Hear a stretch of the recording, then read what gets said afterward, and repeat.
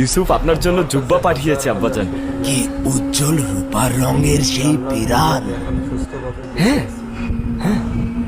আমিও এই জুব্বা চিনতাম। এটা এটা তো বেলায়েত জুব্বা। এই জুব্বাটি আমার দাদাজান হযরত ইব্রাহিম থেকে আমার পিতা হযরত ইসাক হয়ে আমার কাছে পৌঁছেছে। এটা এটা তো অবশ্যই ইউসুফের নিকট থাকা উচিত। তুমি এটা কোথা থেকে আনলে? ইউসুফ জুব্বাটা আমার কাছে দিয়েছে আব্বাজান। ইউসুফ? ইউসুফ? কি বললে পুত্র আমার? আমি সঠিক শুনতে পাইনি।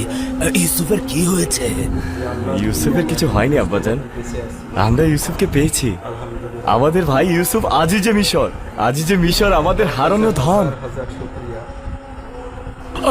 আব্বাজান, আব্বাজান, আব্বাজান কি হলো? আব্বাজান চিন্তা করো না, আমার কিছু হয়নি। খোদার নবী কি হলো? কি হলো আপনার? কিছুই না। দাও দাও। তাহলে ইউসুফ কোথায়? আমি এই জুব্বা নিয়ে খুশি নয়। পূর্বে একবার ইউসুফের রক্ত মাখা জুব্বা এনেছিলে, কিন্তু ইউসুফকে আনুনি। আর এবারও।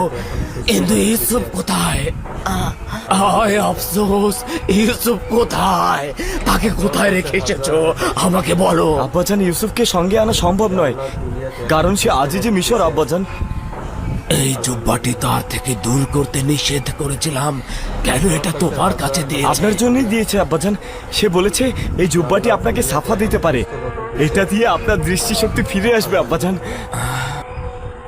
এই জুব্বা আমাকে সাফা দেবে? হ্যাঁ, বলেছিলাম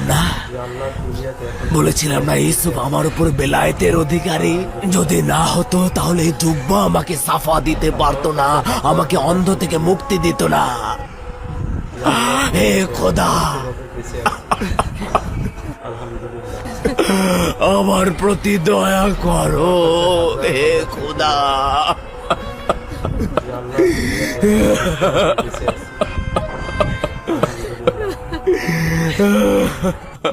আল্লাহর কাছে হাজার হাজার